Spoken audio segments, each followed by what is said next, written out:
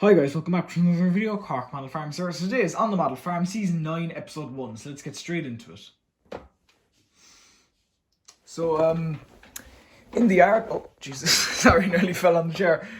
In the yard we've got quite a lot going on. We have the 409S pushing up maize, so maize has officially begun. We got lots of maize in. There'll be some clips of cutting maize and hopefully a maize stop motion soon, probably. So this is all the maize we've collected over the week so far, so he's just pushing all that up.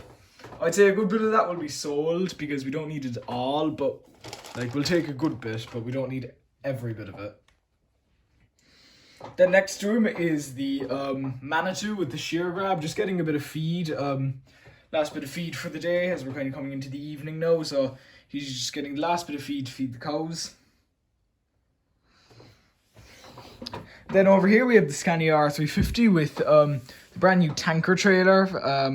It was an old oil trailer, but we're reusing it now for milk, so that's why it has the Caltex logo on it. So it's brand new. We're probably going to be one of the first farms that we actually don't have to call in a milkman to get the milk, so we can just get the milk ourselves, which is like we can deliver the milk to the dairy ourselves, which is handy. Occasionally we might get the milkman to come in, but not much. Heading down the road, we have the young fella with the brand new quad and the new Ifer Williams quad trailer or sheep trailer, and he's just bringing these into the yard as he's very excited to show them off to the other farmers. Then over here, the local class dealership has gotten some new service vans, so they're just bringing them down the road into the back to the dealership. Then in the field, there's quite a lot going on. So it's once again that time of the year. It's time to bring the cows in. So we've finally gotten to it. We've decided that it's time to bring the cows in because they've been out in the cold for very long now. It's been about, like, we kind of brought them out I think around like April or May. No, it's October, so they've been out all the summer, and they were out for all of September, which was good. But now we've decided it's getting a bit too wet and dreary and drizzly, so, and it's also, the ground has gotten very wet and boggy, so we've decided it's time to bring them in. So the beef cows are going in first, and then the dairy stock will be going in the next episode. So these cows are all getting moved in, so these fields will be empty for until I'd say around April next year, so there's going to be nothing really going on in here besides like slurry spreading and stuff.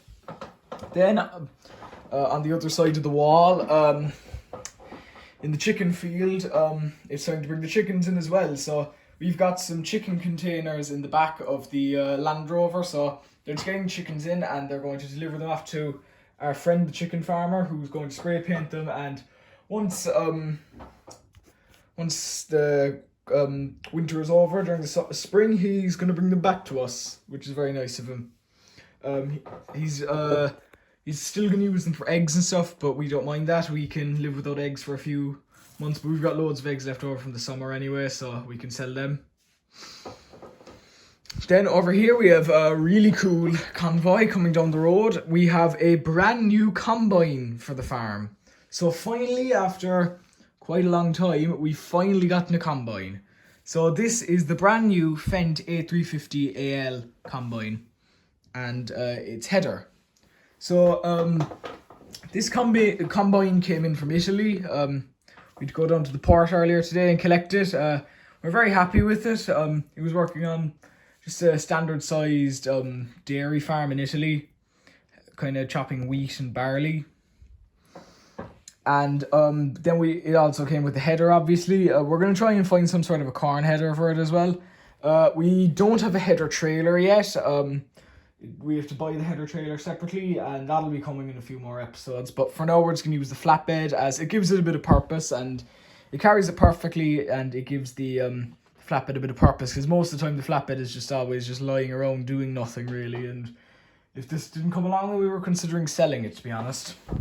And also the Massey is coming along with the brand new Spearhead hedge cutter, which will be kind of cutting the shrubs in the sheep field, but it'll also be going around the area, cutting hedges and stuff for local contracts, which will be good.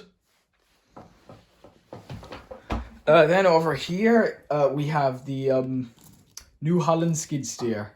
So this is finally leaving. So you might remember in the last episode, they were talking about this leaving the farm, as we don't really require it anymore. It doesn't serve any purpose on our farm, so we were saying, you know what, it's time, we might be trying to get rid of it. We got a buyer. It's I think it's a forestry company wants it. So there, it's going off there. The forestry company is far away. It's up in Longford, so it's going to go get collected by a lorry and it'll be brought up tomorrow morning. So it's kind of around the evening now, so I can't be making the trek yet, as it takes about 2 hours to get to Longford from here. So this won't be on the farm anymore, so that'll be gone by next episode, and it'll be never seen again. Then over here we have the Fence 724 with the K-Low loader, just bringing the JCB Mini back, as you might remember it was going out on a job last episode, so now it's just coming back, and went all well, and now it's just going to be parked up for the night.